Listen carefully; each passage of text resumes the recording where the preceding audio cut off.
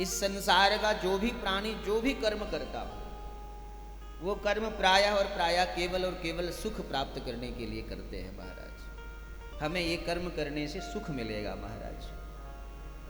धन कमाते हैं, हमें धन से सुख मिलेगा। मकान बनाते हैं, मकान से सुख मिलेगा। लेकिन महाराज, सुख प्राप्त करने के लिए हम जो कर्म करते हैं, लेकिन महाराज अंत तो गत्वा सुख ना मिल करके हमें दुख क्यों प्राप्त होता है महाराज? विदुर जी महाराज बड़ा सुंदर प्रश्न करते हुए कहते हैं, प्रभु सुखाय कर्माणि करोति लोको न तै सुखम वा निदुपारम वा विंदेद भूयस्तद एव दुखम यदत्र युक्तम भगवान वदेन्ना।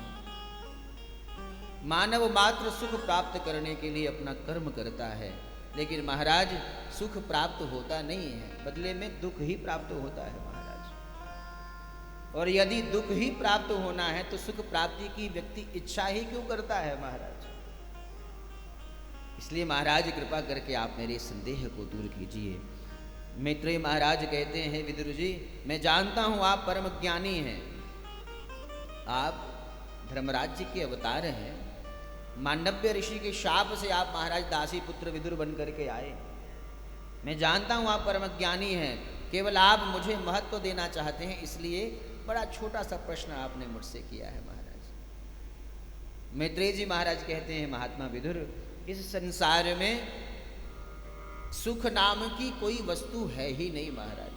संसार में कोई आनंद नहीं है। यहां पर इस संसार में केवल क्षणिक आनंद है महाराज, जो हमें भोगों में आनंद दिखते हैं।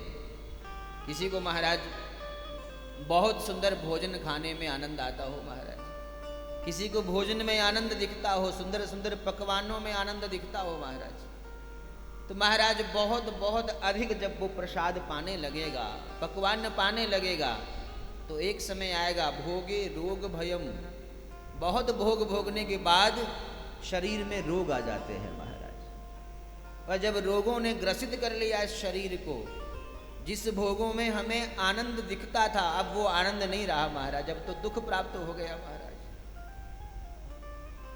कहा संसार में केवल क्षणिक आनंद है जो हमें दिखता है, इसमें वास्तविक आनंद नहीं है महाराज।